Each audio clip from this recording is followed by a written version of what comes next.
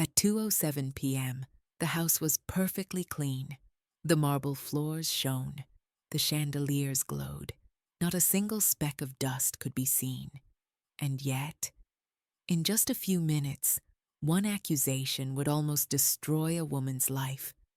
They called her a thief, but the real thief was watching in silence.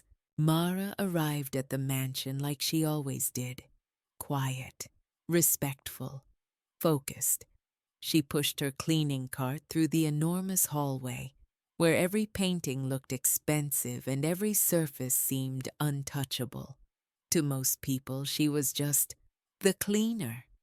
Someone you notice only when something is wrong. Someone you forget the moment the floor is shiny again. She wore simple clothes, tied her hair neatly, and worked with calm precision. She cleaned carefully, as if she were entering a sacred place, not just a house.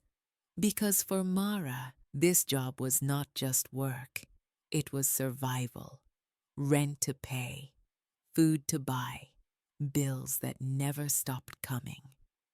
She didn't complain, she didn't argue, she just worked. That afternoon, Mara entered the master bedroom. A massive bed, velvet curtains, a glass table with jewelry boxes resting on it. She wiped the mirrors, she dusted the dresser, she organized small items with care. Nothing was out of place. When she finished, she quietly moved toward the door. That was when she heard footsteps, sharp, fast, angry. The door flew open.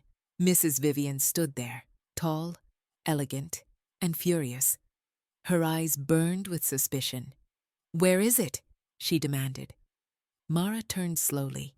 "I'm sorry, ma'am." "Where is what?" Vivian stepped inside, scanning the room like a hawk. "My necklace is gone," she snapped. "The one I wore this morning." Mara froze, not in guilt, but in disbelief. "I didn't see any necklace, ma'am." Vivian's gaze locked onto her. "You were the only one in this room." The air felt heavier.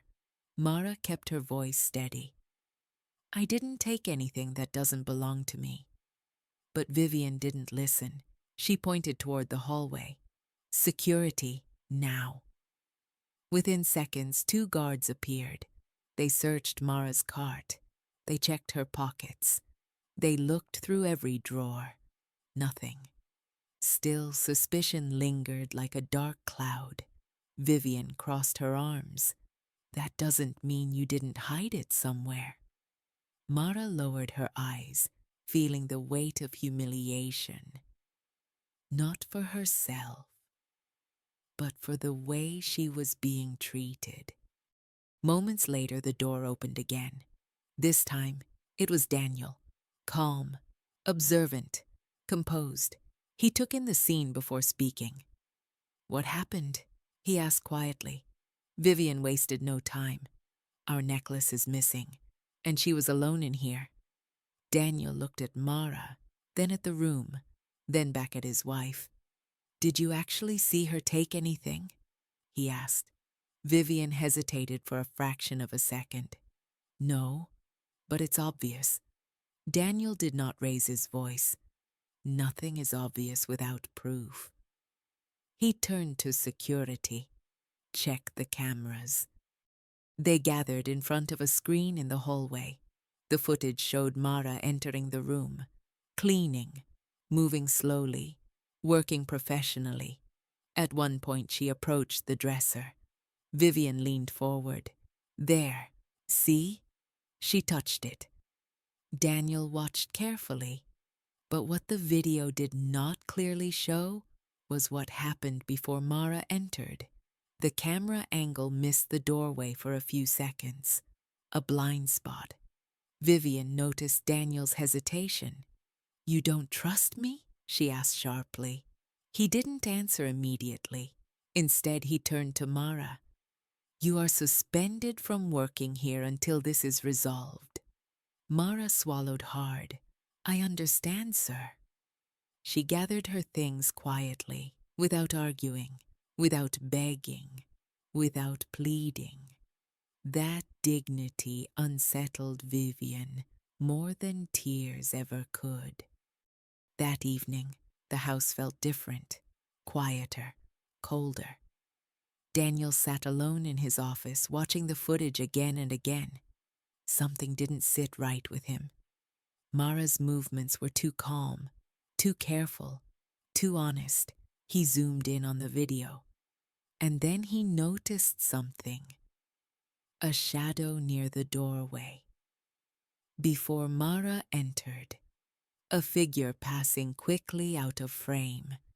His chest tightened. The next morning, Daniel asked for a different camera angle, one from the hallway. This time, the full picture was clear. Before Mara entered the room, Vivian had been inside alone. She had opened the jewelry box. She had picked up the necklace. And then, moments later, she placed something inside a drawer before leaving. Daniel felt his stomach drop. He called security immediately. Bring her here. Now. They all gathered again in the living room. Vivian stood stiffly beside Daniel. Mara waited quietly near the doorway. Daniel pressed play. The room fell silent. The video clearly showed Vivian hiding the necklace in a drawer. Not stolen, not lost, hidden. Vivian's face went pale. Daniel turned to her slowly. You didn't lose anything, he said evenly, because you never lost it. You hid it. Vivian opened her mouth to speak, but no words came out. Mara stood still, breathing deeply, relieved, but not triumphant. She didn't smile. She didn't gloat. She simply stood with quiet dignity. Finally, Vivian broke. Her voice trembled. I saw the way you spoke to her, she said, looking at Daniel. The respect, the patience, the trust. She turned toward Mara, bitterness in her eyes. I didn't want her here anymore. The room filled with tension.